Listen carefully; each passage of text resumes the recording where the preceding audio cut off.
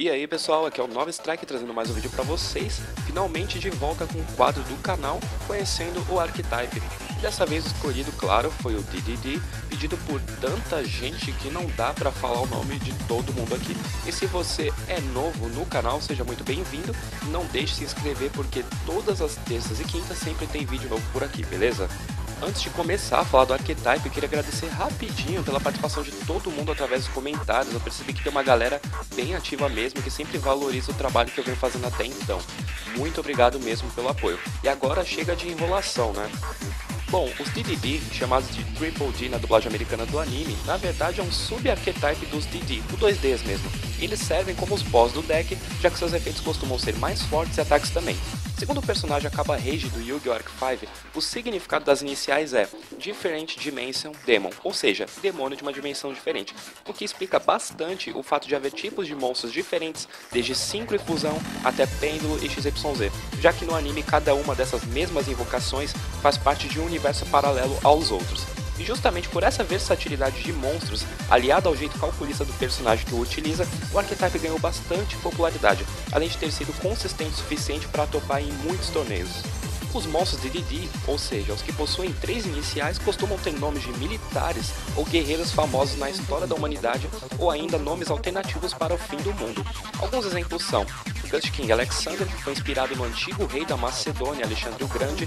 Chaos King Apocalipse, é inspirado no próprio Apocalipse, que é o fim do mundo segundo a Bíblia Sagrada.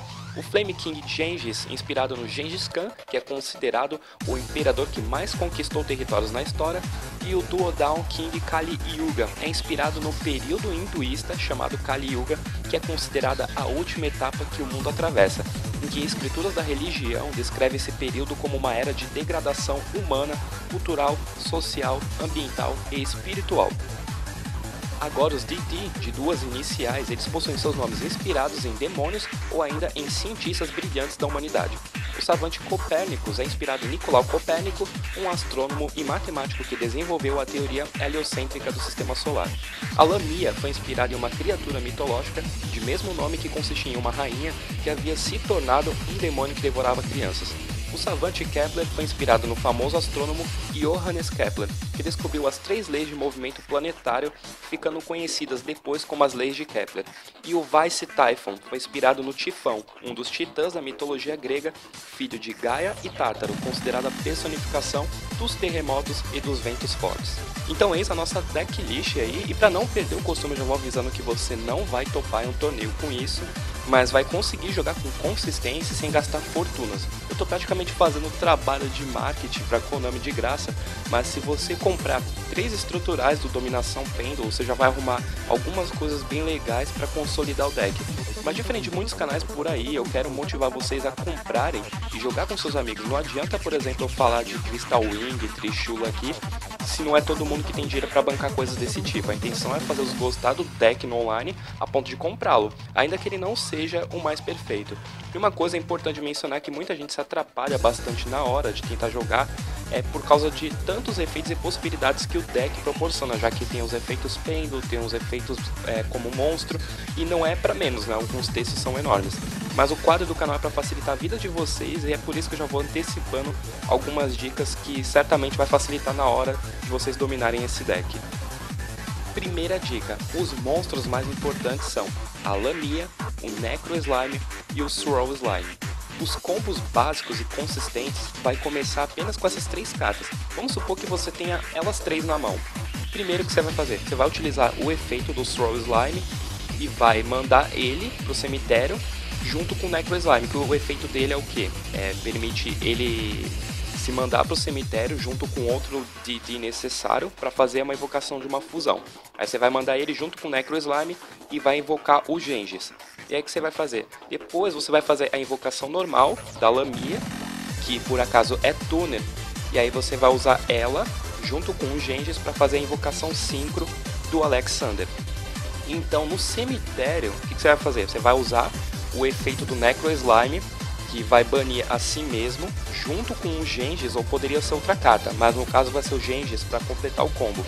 E aí vai trazer outra cópia do Gengis para o campo, ou seja, você vai fazer uma invocação fusão, banindo eles do cemitério, e vai trazer outro Gengis do extra deck. E aí com isso você vai poder usar o efeito do Alexander e invocar especialmente a Lamia que está lá no cemitério. E aí você vai usar o próprio Alexander e a Lamia, você vai invocar o Siegfried, que é um dos DDDs mais legais do Archetype na minha opinião. E isso vai ativar o efeito do Genghis, que aí vai poder trazer de volta o Alexander. Se você já achar que é o suficiente, você pode parar por aqui e já atacar, dependendo da situação. Mas se você quiser ir além, você pode usar o efeito da Lamia, mandar o Genghis para o cemitério e trazê-la para o campo. E aí você vai usar ela e o Alexander como material para poder fazer um Synchro nível 8. Tudo isso com apenas 3 cartas. Segunda dica, alguns efeitos pêndulos são triviais, então você não precisa se preocupar com o textão de algumas cartas, como o Copérnicos, o Kepler, o Ortros, você não precisa nem sempre contar com eles. O mais importante desses monstros são os efeitos na própria zona de monstro.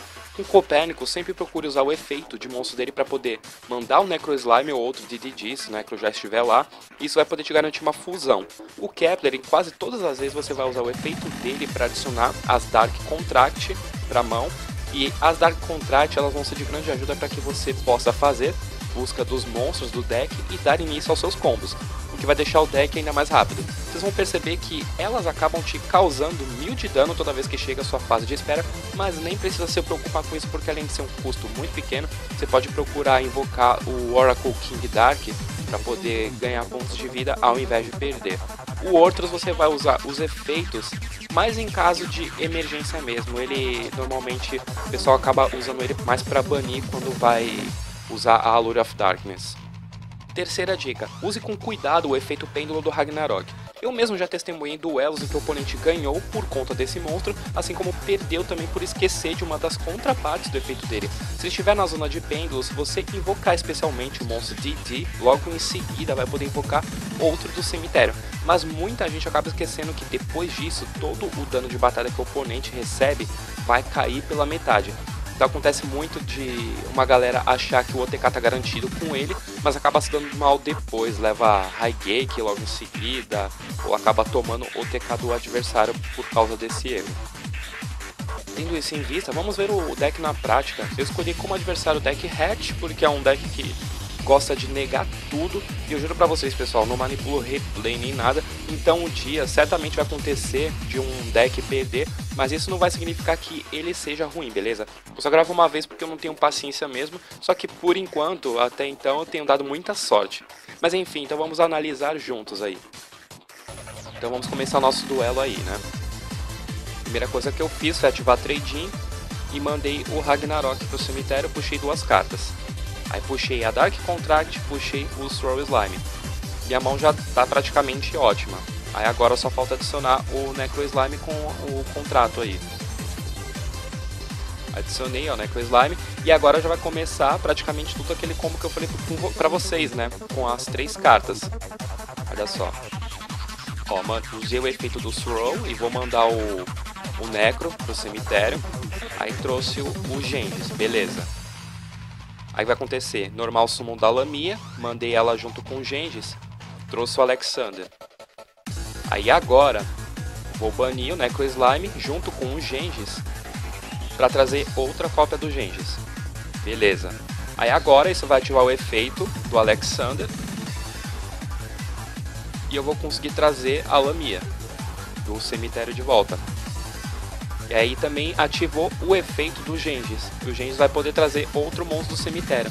Aí tá vendo por que foi importante também, e até interessante, eu ter usado a Trade-in no Ragnarok ao invés de usar a Allure, já ia estragar uma boa parte do combo, já não ia poder trazer ele aqui nessa situação. Aí resolvi trazer ele. Aí aqui já posso fazer mais um Synchro de nível 7 ou nível 8. Resolvi trazer o nível 8, mandei o Alexander com a Lamia e trouxe o Siegfried. Aí agora sim, eu usei a Allure, não tem muita coisa a perder, aí bani um Ortros, não tem problema. E aí ficou pronto. Eu ainda poderia fazer nessa situação, só que não ia valer a pena, né? Eu poderia fazer esse cara aqui, que é o Kali Yuga, que quando ele é invocado, XYZ, todas as cartas que tiverem no campo, incluindo as suas também, elas são negadas os efeitos. E aí seria uma boa, só que não nessa situação, porque ia negar minhas próprias cartas e não ia adiantar muita coisa. Então resolvi deixar eles em campo também, até porque eu não sei o que o oponente ia fazer. Aí trouxe aquela Trap Trix.